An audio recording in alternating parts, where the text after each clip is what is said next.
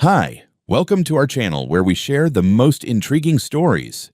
When a reclusive ex-prosecutor's land is targeted by a power-hungry HOA president, a silent war ignites. Armed with a loyal ex-K9 and ironclad surveillance, he faces lies, lawsuits, and sabotage. But she forgot one thing: he's trained to destroy cases built on deception. It was just past noon when I rolled the last strip of hardware cloth into the storage shed and checked the perimeter one last time. The sun beat down lazily through the pines that framed the eastern edge of my 3-acre lot. I'd spent the morning reinforcing a section of the back fence where a buck had tried to muscle through the week prior. Normally, I'd leave him be. Nature has a better track record than most people. But that section backed into the Cedar View Ridge HOA's beloved scenic outlook. And frankly, I'd had enough of the passive-aggressive commentary from their hikers. I live alone, unless you count Sarge, which I do. He's a 5-year-old Belgian Malinois, my former K9 partner. After I left the DA's office and my badge behind, Sarge came with me. Best damn decision I ever made. He's lean, fast, surgically trained, and loyal in a way humans just don't understand. On command, he'll ignore you. On another, he'll keep you right where he wants you until I show up with the paperwork. This property wasn't just land. It was my recovery, my fortress, my clean slate. I bought it in cash 3 years ago, knowing full well it sat just outside HOA jurisdiction. I restored the cabin myself, replaced every inch of plumbing, laid the new roofing with my own hands, and spent more money than I'd care to admit installing perimeter security. Motion sensors, infrared trail cams, steel-gated access, and a full sign. Suite that screamed, "No trespassing," louder than a shotgun. Which, for the record, I also own. Now here's the part you need to know about Cedar View Ridge. It's a planned community filled with tight fences, tighter smiles, and one president by the name of Karen Shores, 56. Former community college law professor, and a woman so obsessed with aesthetics, she once demanded a neighbor repaint their mailbox because it clashed with the environment. I only know this because said neighbor now sends me Christmas cookies in exchange for borrowing my wood splitter. That's the kind of man I've become. A quiet one with quiet tools, who values quiet above all else. Karen's a special case, though. The HOA sits just beyond my western fence line, and the scenic outlook, their little hilltop picnic spot, looks down over part of my property. It's not her land, and she knows it, but I've caught her pointing at my backyard with her iPad like she's cataloging war crimes. Last month, I overheard her telling a group of sun-hatted hikers that my cluttered backlot was environmentally disruptive.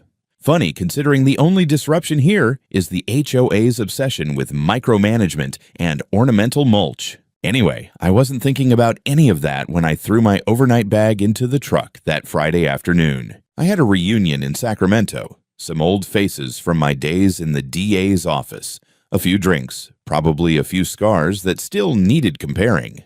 I double-checked the perimeter logs, toggled the cameras to remote access, and gave Sarge his final set of instructions. Territory. One word.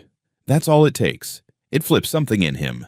He won't hunt, won't bite unless provoked, but he'll patrol the perimeter like he's guarding the crown jewels. I loaded his feeders, refilled the water supply, and gave him a solid rub behind the ear. I was gone by 3, rolled out toward the interstate while the late October wind rolled pine needles across the road like dry leaves scattering from something coming. Saturday night, somewhere between a second round of bourbon and a retired judge reenacting a courtroom strip search gone wrong, my phone buzzed. Motion alert, back perimeter. That in itself wasn't unusual. Raccoons, deer, hell, even a bear once. But something in the frequency of the pings made me pause. I stepped outside, let the night air cool the whiskey, and opened the live feed. There she was, Karen. In khakis, hiking shoes, and a lime green vest with HOA President printed on the back like it was a police badge. She was scaling my 8-foot steel mesh fence like a woman half her age, clutching a canvas bag and what looked like a tablet or clipboard. I watched her dangle one leg over, grunt, and drop awkwardly onto the gravel inside.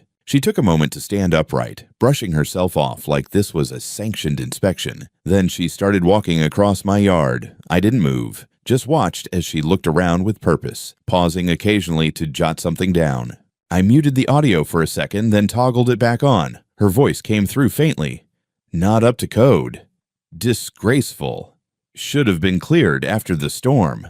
She was talking to herself. Or maybe to the imaginary jury inside her HOA tribunal. That's when it happened. From the shadows behind the tool shed, Sarge emerged, silent, low, precise. He moved like smoke. Karen didn't see him at first. He didn't bark. He just angled toward her, slow, steady, ears forward. She looked up. There was a beat. Just a second where their eyes locked, then she screamed. Not a startled yelp, but a full, theatrical, "Oh my God, I'm in a horror movie" scream. She dropped her tablet, stumbled backward, tripped over a garden hose, and went down hard on her hip. Sarge didn't touch her. He stood 5 feet away, tail stiff, eyes on me through the camera. He was waiting. Karen, from her position on the ground, scrambled to get her phone out. Through the mic, I heard her breathless, furious voice. "Get away from me! I'm calling the police. That dog tried to kill me. I'm with the HOA. I have rights." She aimed the phone up at her own face, flipping it into selfie mode to record her scratches, small abrasions on her forearm and one on her cheek from the gravel likely, and launched into some nonsense about an aggressive animal, unmarked property, and, my personal favorite, probable illegal logging activity. I just stood there in the Sacramento hotel parking lot, watching it unfold like an episode of bad reality TV. Sarge hadn't moved an inch. Neither had I. It was going to be a long night. I was still staring at the screen when Karen rolled onto her side and fumbled for her phone like a drunk raccoon digging for a dropped earring in a sewer. I watched her flip the camera toward Sarge, still 5 feet away and looking more bored than aggressive. His posture was textbook K9, upright, ears perked, eyes locked. No bared teeth, no snarling, not even a growl. The only danger she was in was from her own clumsiness and whatever bacteria might be crawling up from the gravel rash blooming on her left forearm. Then she started dialing. I heard it plain as day through the camera mic. 911. Yes, emergency. I've been attacked by a dog on private property. No, I mean, well, it's technically open access. I'm the president of the HOA here, and I have legal authority to be on site. I pinched the bridge of my nose, suddenly sober. I'd seen cases fall apart from less convincing lies than this, and she was already weaving her tapestry of bullshit like a pro. Even worse, she wasn't just trying to play the victim. She was attempting to turn the law against me. A man trained in it. A man who used to prosecute people like her for abusing systems they didn't understand. By the time I got back inside the hotel and grabbed my laptop, the sheriff's department dispatch was already logged on the county's public alert scanner. Disturbance call, animal attack, injuries reported, officers en route. I clicked over to my property app and unlocked the live camera feed from the front gate. The cruisers pulled in less than 10 minutes after her call. 2 units, full lights. Karen, meanwhile, had hobbled her way to the back gate, where she waited dramatically against the fencing, cradling her wrist and giving herself a full monologue, as if a Lifetime movie crew had set up off-screen. She flagged the officers down like a castaway spotting a cargo ship. One of the deputies exited the cruiser, started asking questions. Karen went straight into tears and statements. That dog tried to maul me. I was checking on possible code violations. He leaves debris in full view of the ridge, rotting logs, rusted equipment, and now he's hiding an aggressive animal. To her credit, she kept a straight face. But then the deputy said something that stopped her cold. "Ma'am, the signs at every entrance say, 'No trespassing.' There's an electronic lock on the gate, and the camera clearly shows you climbing the fence." Her face didn't just fall. It collapsed like a bad souffle. She tried to pivot, claimed the gate had been left open, that she assumed access was permitted under HOA easement rights, that she was responding to community reports of illegal activity. I watched one of the officers wander the fence line with a flashlight, scanning the gate's latch and the keypad, both still locked. Then they examined the warning signs. I had 6 of them just on that stretch. 2 no trespassing, 1 surveillance in use, 1 private property, and 1 personal favorite, "Smile, you're being prosecuted." They requested access to the footage, and I emailed them a compressed file. From the moment Karen appeared at the fence to the second she fell. It included audio. The part where she muttered, "He'll never know I was even here," came through loud and clear. The officer's posture shifted. The questioning turned less sympathetic. One of them took a statement from Karen while the other called me directly. I answered on the first ring. "Mr. Brooks, Deputy Fletcher here. Just confirming, this is your property at 325 Pine Hollow Trail." "Correct. Gated." Not HOA affiliated. Registered under Brooks Holdings, LLC. Got it. And you're out of town, sir. Yes. Sacramento. But I have remote access to all cameras and logs. I've already sent the footage to your department's records email. A pause. Well, that's helpful. We've got a woman here claiming she had a right to be on site, but from what I see, this looks more like unlawful entry. We'll file a report.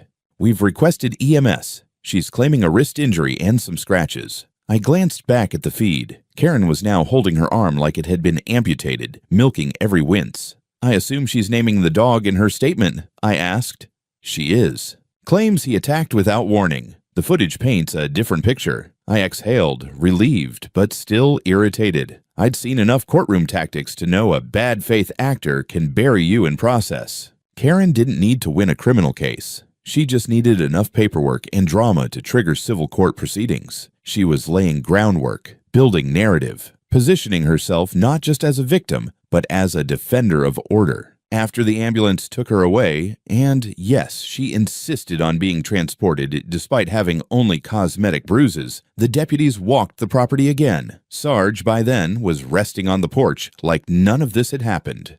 They didn't approach him. Smart men. I received the incident report an hour later via email. It included a clear summary: unauthorized entry over locked fence, no aggression observed from canine, no evidence of attack, signs posted. No criminal charges recommended, but the moment I saw the little box checked at the bottom, civil complaint pending, I knew Karen wasn't finished. She didn't want justice. She wanted control. 3 days. That's how long it took for the hammer to drop. I'd just come back from Sacramento, still shaking off the smell of hotel detergent and stale bourbon when the envelope arrived, thick, stiff, and smug as hell. Certified mail, signature required. I signed without blinking, already knowing exactly what was inside. Civil complaint, filed in Humboldt County Superior Court. The plaintiff? Karen Shores, acting in her capacity as HOA president and private individual. The charges? A neat little pile of legal spaghetti. Negligence resulting in injury. Harboring a dangerous animal. Emotional distress. Unsafe property conditions. And my personal favorite, failure to maintain secure perimeter fencing resulting in bodily harm. She wanted $350,000. And not just that. She also requested a court-ordered removal or restriction of Sarge, labeling him a potentially lethal animal, plus a demand for written apologies to the Cedar View Ridge HOA for the unnecessary trauma caused. I laughed once, a dry single exhale, then read the complaint again. It was well written, not professional grade, but disturbingly competent. Pages of wordy, inflated nonsense, all designed to paint her as a civic hero brought low by a rogue homeowner's negligence. I knew what this was. She wasn't just suing for money. This was a power play, a message to her neighborhood, break the aesthetic, and this is what happens to you. I was her example, her case study. Well, I've been cross-examined by murderers, meth cooks, and politicians with God complexes. I've walked out of bomb threats and into courtrooms with blood on my shoes. But this was personal. This was Karen weaponizing the law the same way some people swing a garden rake. So, I called my attorney, Greg Sloan. We worked together back in the day when I was on the prosecutorial side, and he was defending the kind of people I used to chase. Sharp guy. Looked like a farmer, talked like a sociopath, billed like an offshore casino. Perfect. I sent him the complaint. 10 minutes later, my phone rang. Jesus Christ, Greg muttered. She's either delusional or playing long ball. These charges are garbage, but she's smart about it. Civil court eats this kind of theater up. She's building a case, public image, community angle. She wants to create precedent, take down the non-HOA lot that brings down property values. You'll want to countersue, he said immediately, aggressively, and early. Already planning to. And that dog of yours. Still got that K9 certification paperwork? In a fireproof safe with backup copies and 3 cloud accounts. Good, because she's not just coming after your land. She's trying to gut your authority. She'll push for court-ordered removal of Sarge and label your property a nuisance. There was a pause.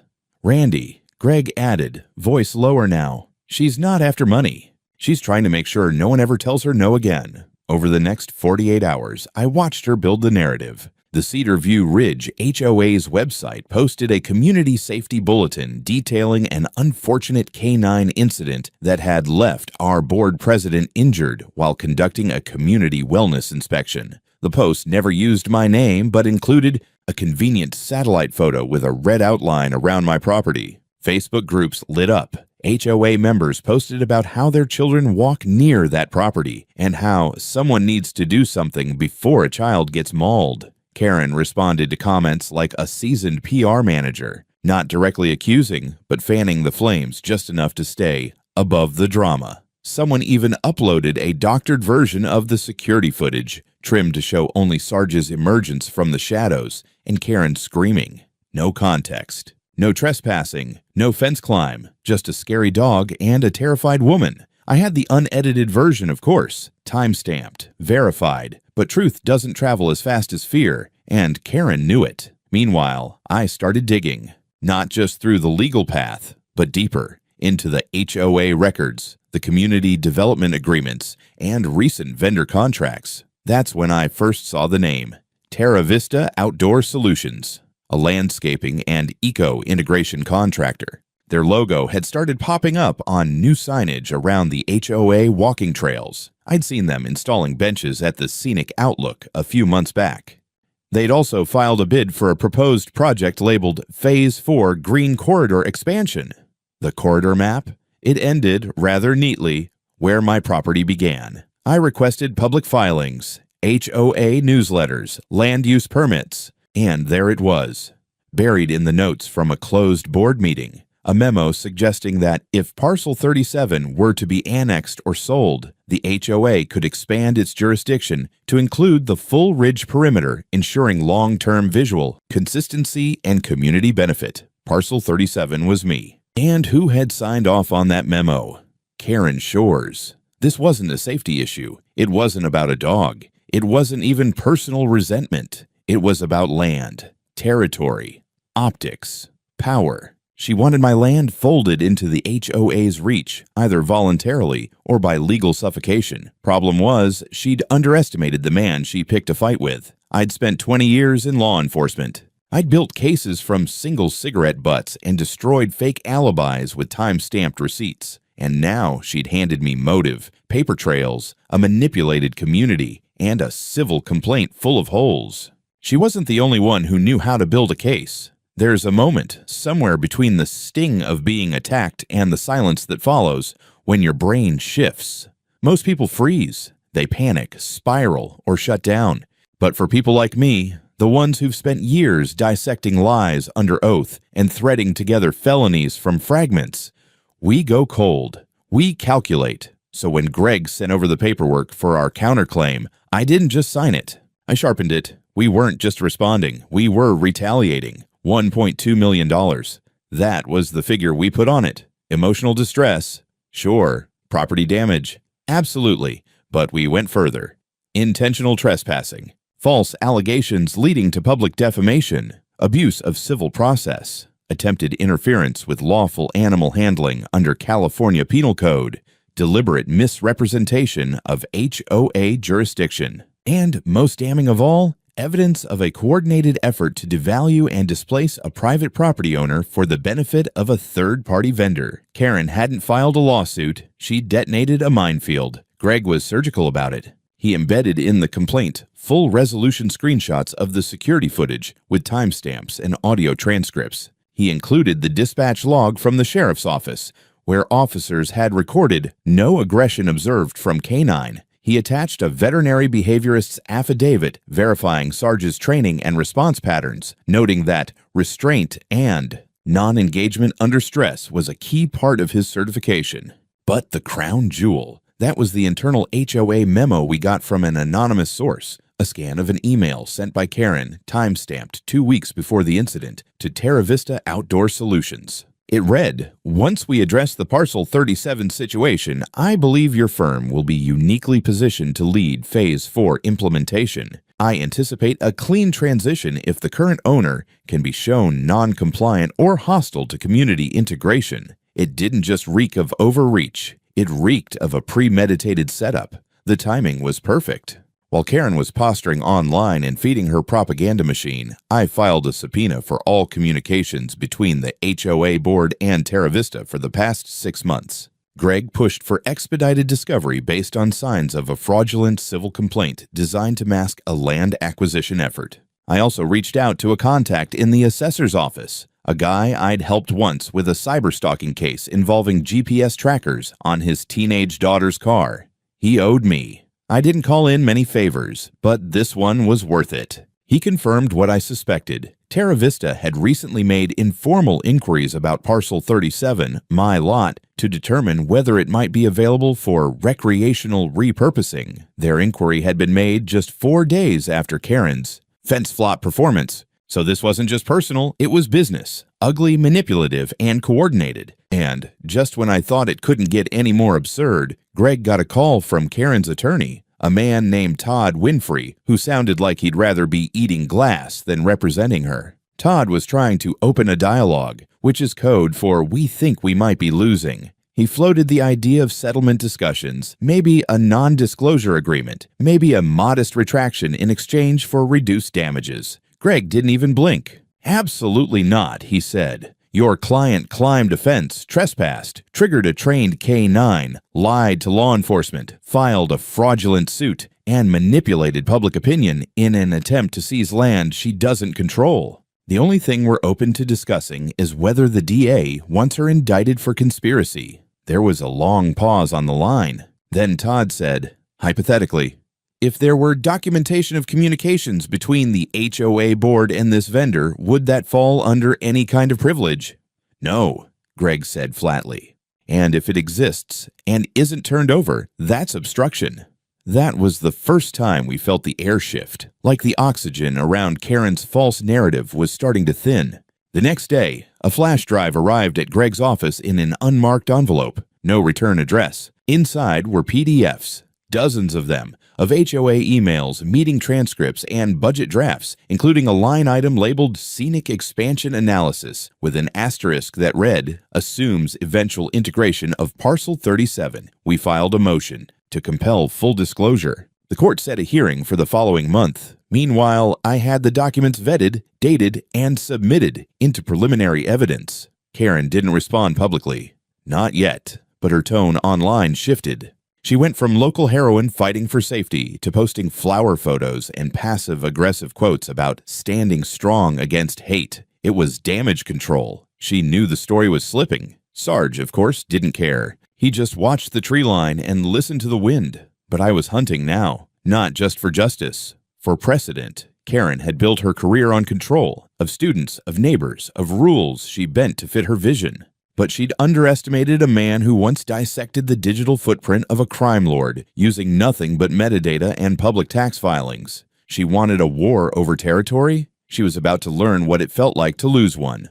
On record. I was splitting wood when it happened. The sun was low, casting long shadows across the eastern fence line, and I'd just taken the top off a stubborn oak log when Sarge shot to attention. No growl, no bark. Just that sudden stillness, like every nerve in his body had activated at once. His ears locked west, eyes narrowed on the far tree line. Then I heard it, a sharp, high-pitched scream. It wasn't the usual "I'm annoyed" kind of HOA scream. This was primal, terrified, and young. I dropped them all, vaulting the porch steps 2 at a time as Sarge bolted ahead of me toward the source. The screaming was coming from just beyond my fence, the stretch near the HOA walking path, right where the woods grew thicker. I could see movement, a small shape stumbling backward from the underbrush. It was a kid, maybe 8 or 9, backing away from something I couldn't see yet. Then, just behind the boy, a flash of gray and brown. Coyote. Big one, too. Mangy, bold, and way too close for comfort. Sarge didn't hesitate. He hit the gate full speed, pushed the emergency release with his paw, something I'd trained him to do in case of fire, and launched himself over the threshold. He was on the coyote in seconds, not biting, not tearing, but making enough noise and motion to convince the animal it had made a very bad decision. The coyote turned tail fast, vanished back into the brush, and Sarge stopped exactly where the kid stood frozen, arms shielding his face. Sarge didn't touch him, just stood between the boy and the trees, body still, head high, watching the woods for another threat. By the time I got there, the kid was sobbing. Not hurt, just shaken. I recognized him. Lucas, Melissa Hargrove's son. Melissa was one of the newer HOA members, always polite, kept her distance. Her property bordered the trail. I scooped Lucas up, called Melissa, and walked him back to her backyard. She arrived in a panic, but when I told her what had happened and she saw Sarge calmly following behind, her eyes went wide. "He saved my son," she whispered. "I didn't even know coyotes came this close to the path." "They don't," I said. "Unless they stop being afraid of people." Melissa hugged Lucas, then turned to me with tears still in her eyes. "I don't know what Karen's been saying, but if anyone in this neighborhood is dangerous, it's not your dog." I didn't say anything, just nodded and walked Sarge home. Later that evening, Melissa posted about the incident on the HOA Facebook group. She didn't name me or Sarge directly, just thanked a kind neighbor and his incredibly well-trained dog for intervening when a dangerous wild animal approached Lucas near the back trail. But people read between the lines. The comments exploded. "I thought the dog was aggressive. Wait, is this the same dog Karen said attacked her? Maybe the HOA should stop trying to control properties they don't own and focus on putting up coyote deterrence." A few days later, the security footage from my property leaked to a larger neighborhood group. The full version this time. Sarge calmly patrolling, Karen climbing the fence, the stumble, the camera's audio catching her muttering that she didn't care if I found out. Suddenly the tide shifted. People started questioning Karen's story. Neighbors who'd once nodded along with her posts now commented things like, "I feel misled," or "Why didn't the board disclose all the footage?" Then came the emails, anonymously at first, then more openly. HOA members reaching out to Greg, forwarding meeting minutes, emails, notes from board discussions. The narrative of neighborhood safety had been paper-thin from the start, and now it was unraveling. One email in particular stood out. It was from a board member named Paul Nguyen, a guy I'd never met in person but remembered seeing at a distance. Quiet, heavy-set, always walking with earbuds in. His message was blunt. "I didn't sign off on the Phase 4 corridor map. Karen said it was a routine survey and no one's land would be affected. I've seen the lawsuit. She lied. Let me know how I can help." We scheduled a meeting. Paul laid everything out. Karen had been pushing for visual conformity for months. She wanted my lot brought into the fold, but the board was never fully informed about her methods. She handled the Terra Vista contract personally. She referred to my land as non-compliant wilderness in at least 2 meetings. Paul gave us internal documents, emails with vendor reps, drafts of project outlines with my parcel already mapped for future transformation. One document, dated 2 months before the incident, even included a mock-up of a community gazebo and overlook area with my cabin photoshopped out of the frame. They'd literally erased my house. Meanwhile, Sarge had unintentionally become a local legend. Kids waved at him from the trail. A post titled "The Real Guardian of Cedar Ridge" made the rounds with a picture of him sitting stoically on my porch, tongue out, eyes sharp. Someone even dropped off a rawhide bone and a thank you card at my gate. No name, just "For the goodest boy, a grateful mom." I didn't smile much those days, but that one got me. Behind the scenes, Greg was organizing everything into a timeline. Each new document was another nail. And Karen, she was quieter now. Fewer posts, no more updates about the aggressive dog case, just photos of flower beds and passive quotes about enduring storms. But the damage was done. The storm was just beginning. The courthouse smelled like mildew and bureaucracy. Greg and I walked through the metal detector just before 9 a.m., trailed by 2 bankers' boxes of evidence, one very agitated paralegal, and the distinct silence that comes with knowing your opponent is about to walk into their own execution. Karen was already there, front row, pearl earrings, navy blazer, sitting up so straight she looked like her spine had been reinforced with steel rods and entitlement. Her lawyer, Todd Winfrey, sat next to her, flipping through notes like a man mentally calculating how many more months of student loan payments this fiasco would cover. This was a preliminary hearing, not the main event yet, but enough for the judge to consider the motions, rule on admissibility, and determine whether civil and counter-civil suits would proceed to full trial. Greg was calm. That meant I could stay cold. The judge, a middle-aged woman named Trina Walker, had the deadpan delivery of someone who'd spent decades listening to people like Karen twist the English language into knots of suburban righteousness. I liked her already. We submitted our exhibits, the full security footage, the dispatch logs, the audio transcript with Karen's little off-mic confession. He'll never know I was even here. The HOA emails, the Terra Vista correspondence, the parcel mock-ups, and, of course, the glowing incident report from the sheriff's office stating in precise government-certified language, "No aggression observed. Fence was locked. Trespassing occurred." Then came the unexpected. Todd, clearly cornered, requested a continuance based on newly discovered information. Judge Walker asked him what the hell that meant. He hesitated, then said, "We believe there may be privileged communications that the defense acquired through improper channels." Greg stood. "Your Honor, the documents were submitted anonymously, reviewed, and confirmed against existing email headers. Furthermore, several were voluntarily provided by current and former HOA board members, including Mr. Paul Nguyen, who is prepared to testify under oath that the plaintiff misled the board." Judge Walker narrowed her eyes at Karen. "Ms. Shores, did you represent to your HOA board that the defendant's property was available for annexation or that it would be brought into compliance through legal action?" Karen opened her mouth, paused, then said, "I was advocating for community. Harmony. That did it." The courtroom murmured. Judge Walker held up a hand. "Let me be clear. This hearing is not about whether your personal definition of harmony was met. It is to determine if you intentionally misused your authority as an HOA representative to manufacture a civil complaint and trigger legal mechanisms that would benefit a private contractor with whom your organization had a non-transparent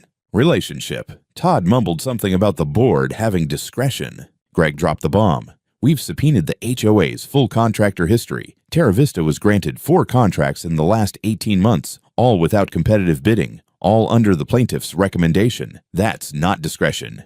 That's conflict of interest." Judge Walker tapped her pen on the bench, visibly annoyed. "I'm going to allow this to proceed," she said, "but I'm expanding the scope. I want full disclosure from both parties within 10 business days. And if I find out this court was used to advance a private land deal under the guise of public safety, I will recommend criminal referral." Karen's expression flickered. Just once. A tiny, involuntary twitch at the corner of her mouth, like something in her skull was cracking. That afternoon, the story broke in local news. HOA president under fire for alleged land scheme. Dog attack incident in question. Someone, probably one of Paul and Nguyen's people, had leaked portions of the case file to a reporter from the Humboldt Register. The article included a blurry screenshot of Karen climbing the fence, zoomed in just enough to see her purse catching on the top rail, and her face twisted in frustration. The comment section was brutal. "Didn't know trespassing was part of HOA duties. Imagine getting clowned by a dog and a security camera. Where do I get a Malinois like Sarge? Asking for a friend." Greg grinned when he saw the last one. "Public opinion is a fickle thing," he said. She lit the match and thought she could control the fire. Over the next week, things spiraled. Karen's once loyal followers began turning, not just online, but in formal HOA channels. A petition circulated calling for her resignation. Someone spray-painted "No trespassing means you" on the scenic Outlook sign. HOA members began questioning other board decisions, contracts, landscaping fees, even the price of the stupid pavers at the community pool. Then came the call from the DA's office, not to me, to Greg. A junior assistant DA, a woman named Rena Mendoza, someone I remembered training back when I still wore a badge, was requesting a meeting. She'd seen the court documents, the email chains, the forged property outlines. She wanted to talk about possible charges, filing a false police report, abuse of authority, obstruction, attempted fraud. She's not just looking at civil liability anymore, Greg told me. She's looking at jail time. I nodded, looking out over the ridge. It was strange watching someone who built their life on control slowly lose the grip finger by finger. Karen had filed a lawsuit thinking I was just some backwoods recluse with a good dog and a bad lawn. She had no idea I used to make cases like hers disappear under the weight of their own contradictions. And now, it was her turn. You could tell something was about to break just by the way the HOA meeting was announced. Not the usual clipped, cheerful email with bullet points and flower borders. This one was terse. Just a single paragraph with a date, time, and location. No agenda, no inspirational quotes about community synergy, and no mention of Karen. It was scheduled for 7 p.m. sharp in the Cedar View Ridge Community Hall, the same over-renovated barn where the HOA hosted wine tastings and board game nights no one actually enjoyed. I'd never been inside, never needed to, but this time I was invited. Formally. Not as a neighbor, not even as a defendant. As a speaker. I brought Greg, of course, and a USB drive full of select slides. Didn't need to bury them in legalese. Just the right clips, right emails, and the one damning memo with Karen's signature under the phrase, annexation of Parcel 37 can likely be achieved via community pressure or legal stress. It wasn't a hearing. It was a reckoning. The room was packed. At least 60 people. Families, retirees, young couples, a few that looked like they still couldn't tell if they were on Karen's side or just confused by everything. Paul and Guyen sat near the front with a stack of printouts. Melissa Hargrove nodded at me from the corner, Lucas by her side with a little drawing of Sarge tucked under his arm. Karen was there too.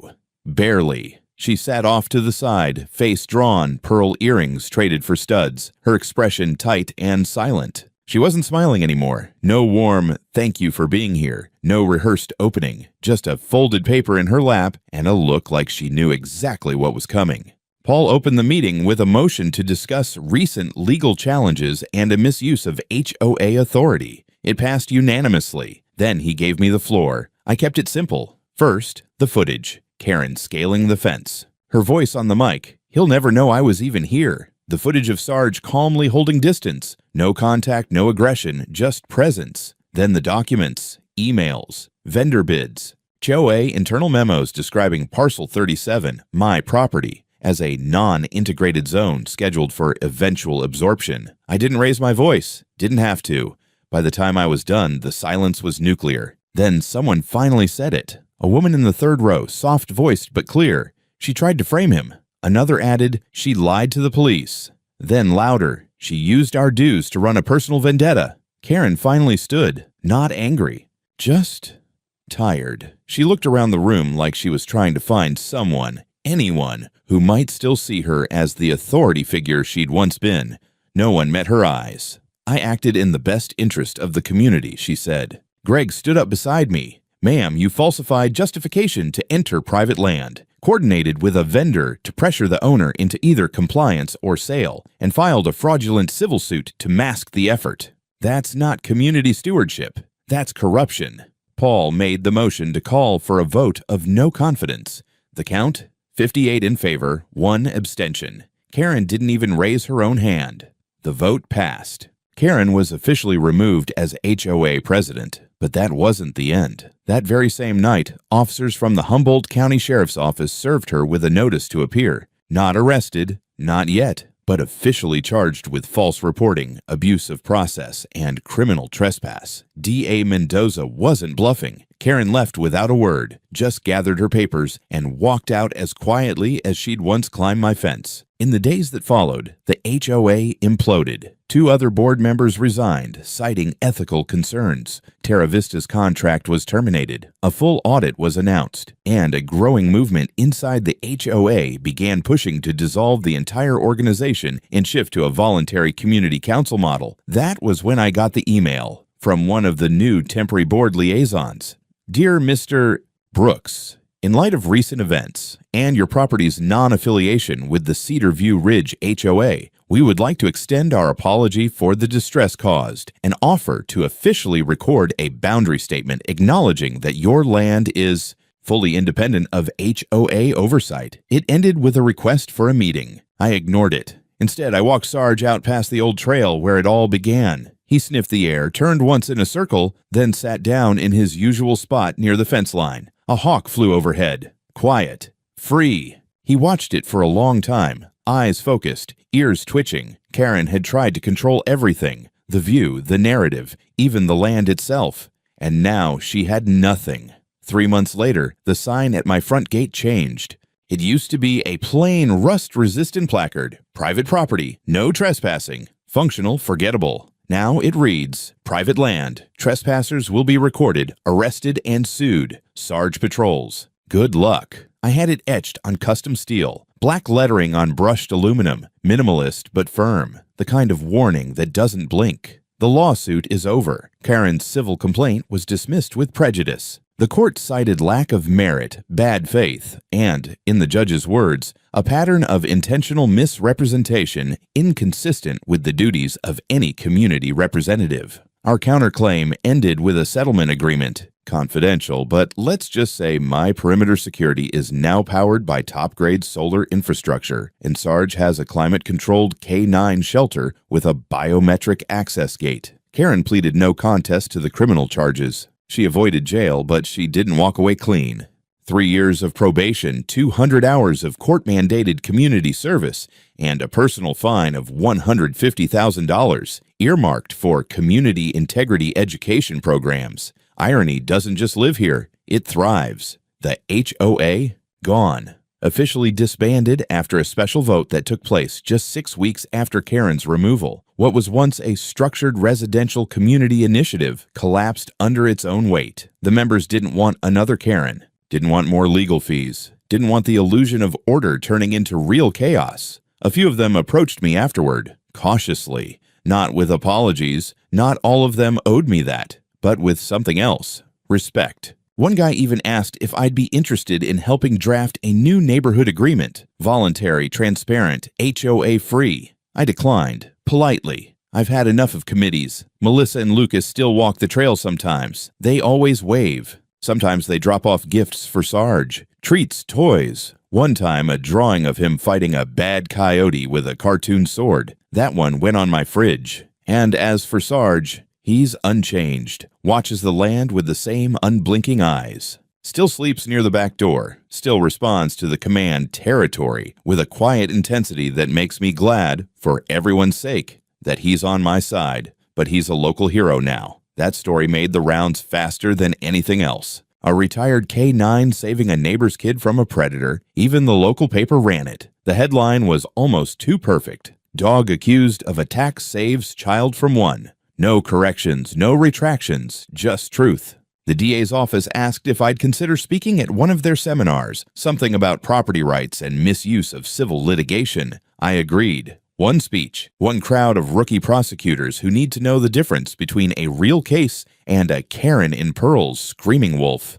The land's quiet now. Coyotes keep their distance. Drones don't buzz the ridge anymore. And no one's tried to scale my fence in months, but I kept the footage, all of it. I even made a short edit for personal use. A kind of reminder. It starts with Karen's face just before she climbs the fence. That tight little smirk she wore, like she was invincible. It freezes for a second, then cuts to Sarge stepping from the shadows. A wide shot, a moment of reckoning. Then the audio of her voice. He'll never know I was even here. Cut to black. That's where I like to stop it, because she was wrong. I always know.